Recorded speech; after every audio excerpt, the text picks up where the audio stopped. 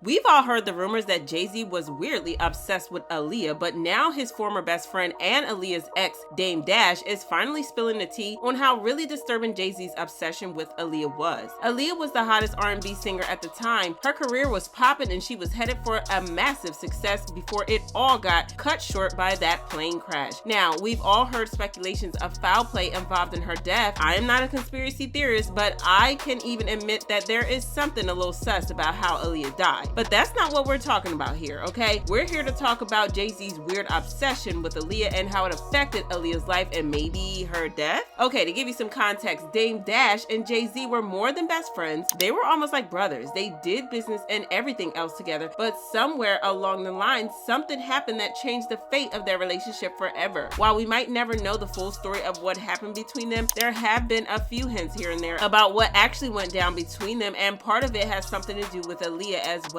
Dame Dash has spoken up about Jay-Z's interest in Aaliyah on more than one occasion. He revealed in an interview with Page Six that both he and Jay-Z liked Aaliyah. He did, however, say that at that point, almost everyone wanted to get with Aaliyah, so it wasn't very shocking that even his best friend was after her. I did not know Jay was trying to holler at her, but then it just happened like that. He was trying, I was trying, everybody was trying. He was going hard, he tried very hard. I did not mean to fall in love with Aaliyah. She was just that cool, but you know, we were both going hard. Everybody was trying to get to Aaliyah. It was not just Jay. And Dame Dash wasn't the only one who noticed how much Jay-Z thirsted after Aaliyah. According to an insider who attended a 4th of July party Jay-Z hosted in the Hamptons, Jay did not attend the party with a date, and it was because he was waiting for Aaliyah to show up. And according to the source, Jay was all over Aaliyah the moment she showed up. The source revealed to Daily Mail, "I saw Jay-Z was trying to get close to Aaliyah, but I didn't think too much of it at the time. I probably thought they were just friends or making music together. Now that Damon has said what he said, it all makes sense. Jay-Z was all over Aaliyah. They were hugging each other and you could totally see there was chemistry between them. I knew that Damon was going out with her, so I did think it was a little weird." I don't know about y'all, but from Dame Dash's interview, it looks like Jay-Z really wanted Aaliyah and did everything he could to get her. And we know powerful men don't like to lose, especially when they believe they have a shot. And from the source's interview, Jay-Z definitely thought he had a shot with Aaliyah. But in this case, Jay-Z lost, and we can't imagine how he must have felt when Dame and Aaliyah started dating. I think everybody that knows Sean Carter knows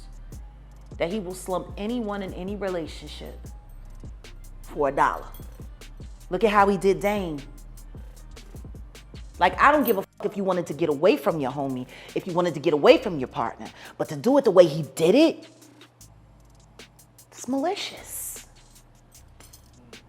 But maybe that was because he was f***ing the girl that didn't want you.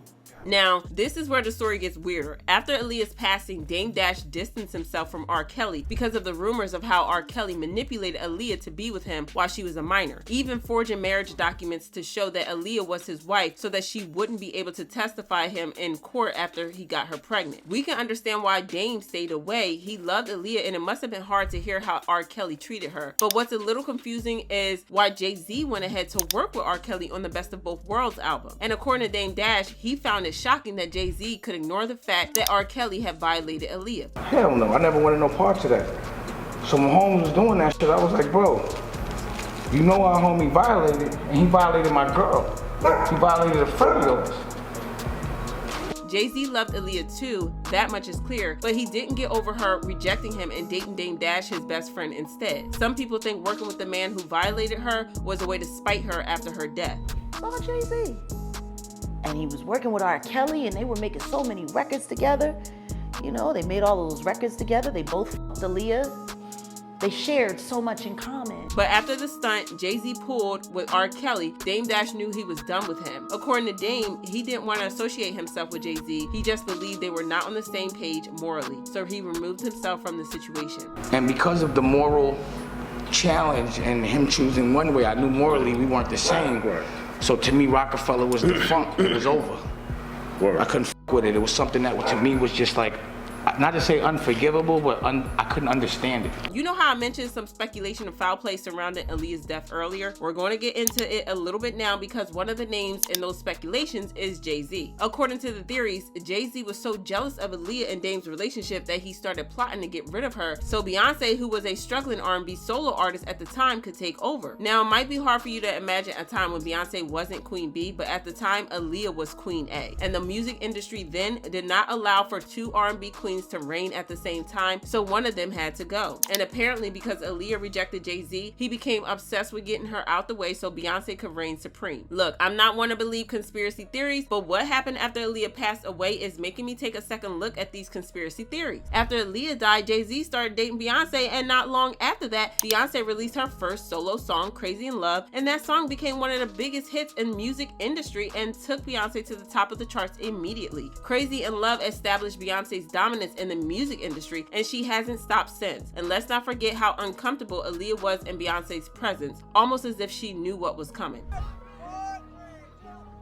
What's up, what's up? This is Beyonce on the red carpet with one of the hottest female artists out here, Miss Aaliyah. How you doing? And maybe she did because in an interview in Paris just before she died, she revealed some things that are a bit curious if you ask me. She said, "It's dark and my favorite dream. Someone is after me. Don't know why I got fear. Then suddenly I lift off. I fly away, far away. How do I feel now? It is like swimming in the air, free and without any weight. No one can reach me. No one can touch me. It's a wonderful feeling." You want to know the craziest part? Aaliyah's plane crashed 2 weeks after that interview and she passed away. But that's not all. Immediately after Aaliyah died, Jay-Z released a remix of Aaliyah's song, I Miss You, and in the song he said, "You used to read Seed of the Soul." Now, if you don't know, Seed of the Soul is a book about opening your third eye, and once your third eye is open, your intuition is at its highest peak. So could it be possible that Aaliyah was making so much reference to her death before she died because her third eye was open? I'll leave you to ponder that. But what do you think about this story? Do you think it's all BS and Aaliyah died of natural causes, or do you think there's more to the story? Let me know in the comments section.